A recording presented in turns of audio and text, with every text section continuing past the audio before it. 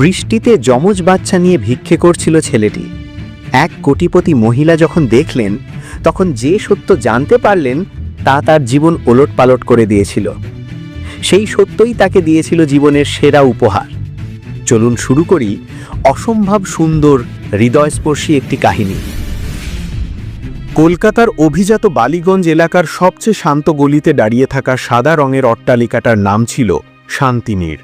কিন্তু নামের সাথে বাড়ির ভেতরের পরিবেশের কোনো মিল ছিল না। বাড়ির মালকিন অনন্যা রায়চৌধুরী ছিলেন এমন একজন নারী যার উপস্থিতি ঘরের তাপমাত্রাও কয়েক ডিগ্রি কমিয়ে দিতে পারত।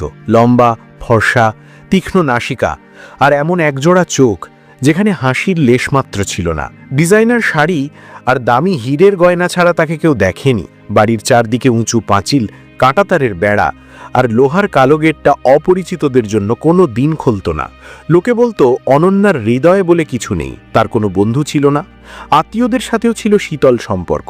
স্বামী বিক্রম রায়চৌধুরীর মৃত্যুর 3 বছর পর তার জীবনে কেবল দুটো জিনিসই ছিল, ব্যবসা আর নিঃসঙ্গতা।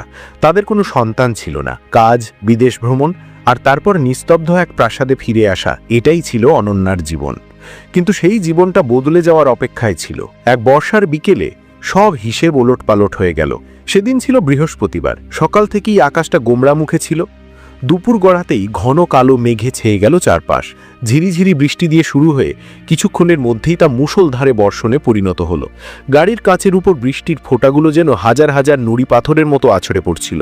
অনন্যা তার কালো রোলস রয়েসের পেছনের সিটে বসেছিলেন। ড্রাইভার রমেশ ধীর গতিতে গাড়ি চালাচ্ছিল রাসবিহারী অ্যাভিনিউর দিকে। ট্রাফিক জ্যামে আটকে ছিল গোটা শহর। রমেশ রিয়ার ভিউ মিররে একবার তাকিয়ে বলল, ম্যাডাম, লেক গার্ডেন্সের ভেতরের রাস্তাটা দিয়ে নিয়ে যাব? এই জ্যামে আটকে থাকলে রাত হয়ে যাবে। অনন্যা প্রথমে উত্তর দিলেন না। ফোন স্ক্রিনে কোম্পানির বোর্ড মিটিংয়ের মেসেজটা দেখছিলেন। দীর্ঘশ্বাস ফেলে ফোনটা নামিয়ে রেখে বললেন, না, সোজা রাস্তা দিয়ে যাও, 2 ঘন্টা লাগলেও লাগবে। জি ম্যাডাম। বাইরে তখন প্রকৃতির তাণ্ডব চলছে। ফুটপাতের উপর মানুষ আশ্রয়ের জন্য দৌড়াচ্ছে। কারোর মাথায় ছাতা, কারোর আবার কিছুই নেই। গাড়ির হর্ন আর রাস্তার হকারদের চিৎকারে এক বিশৃঙ্খল পরিস্থিতি। হঠাৎ গাড়িটা লাল আলোতে থেমে গেল।